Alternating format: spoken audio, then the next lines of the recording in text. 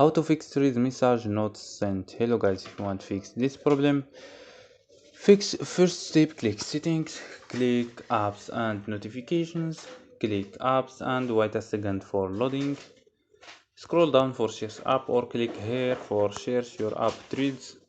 Go to force stop and click OK, and go to storage and click clear cache, and go to notifications and click and turn on this option, all notifications.